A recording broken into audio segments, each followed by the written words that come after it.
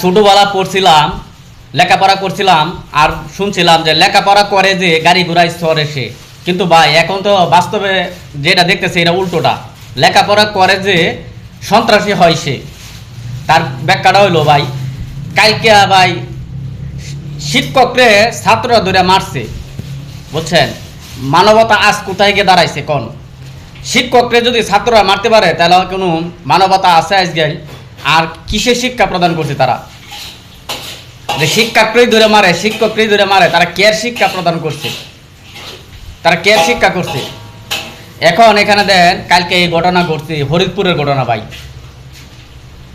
ফরিদপুরে বোয়ালমারিতে একটি শিক্ষা প্রতিষ্ঠান প্রধান শিক্ষক মুখলেসুর রহমান সহ শিক্ষকদের কক্ষে তালা দিয়ে অবরোধ করে শিক্ষার্থীরা। এক পর্যায়ে কক্ষে ঢুকে প্রধান শিক্ষকের গায়েও হাত তুলে শিক্ষার্থীরা। সোমবার 12 মে দুপুরে বিদ্যালয়ে এক কক্ষে ঘটনা ঘটে। প্রধান শিক্ষক লাঞ্ছিত করার একটি ভিডিও সামাজিক যোগাযোগ মাধ্যমে ভাইরাল হলে নানা আলোচনা সমালোচনা শুরু হয়। এই ঘটনা খবর পেয়ে পুলিশ ঘটনাস্থলে পৌঁছে প্রধান শিক্ষক সহ অন্য শিক্ষক ও কর্মচারীদের উদ্ধার করে। স্থানীয় সূত্রে জানা যায়, বিভিন্ন সময় স্কুলের বিভিন্ন দুর্নীতি ও অনিয়মের অভিযোগে প্রধান শিক্ষক মুখলেসুর রহমান পদত্যাগের দাবিতে শিক্ষার্থীরা সড়ক অবরোধ করে, মানববন্ধন বিক্ষোভ কর্মসূচি পালন করে। এখন কথা হলো, যদি সে দুর্নাম বা অনিয়ম করে অবশ্যই থানা পুলিশ আছে, তাদেরকে অবশ্যই জানাইবো, তারা এই বিচার করব।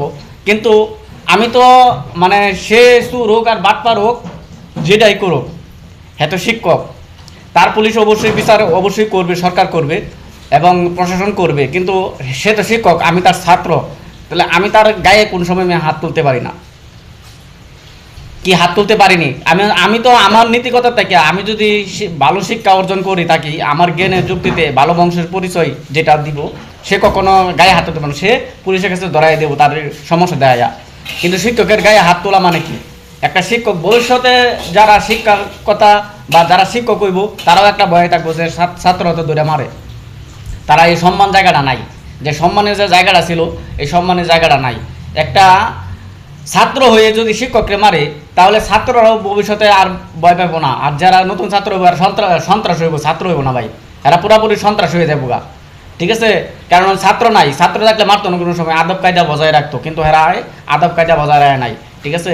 তা আশা করি শিক্ষকের তো বিচার হবে, তার যদি অনিয়ম থাকে, দুর্নীতি থাকে। কিন্তু তার পাশাপাশি যে ছাত্ররা মারছে তার দৃষ্টান্তমূলক শাস্তি দাবি করতেছি। কারণ তারা যদি শাস্তি না দেওয়া হয়, সারা বাংলাদেশের মানুষ একটা সময় যায় দেখবো যে সে ছাত্ররাও মারামারি করে, শিক্ষকরা মারে ধরিয়া, তখন লেখাপড়া গিয়ে কই করবেন? লেখাপড়া করার কোনো জায়গা আছে? যে না যায় লেখাপড়া করবো বলা মানে এখানে ধরে গিয়ে মারবো, তাহলে কি লেখাপড়া হইব? তো এটাই অনুরোধ। আর আপনারা যদি মনে করেন অবশ্যই যে এই ছাত্রদেরকে ধরে থানা দেওয়া দরকার কিনা, তাহলে অবশ্যই এদেরকে আইনের আওতায় আনা দরকার কিনা, আপনারা অবশ্যই কমেন্টে মতামত করবেন। ভালো থাকবেন।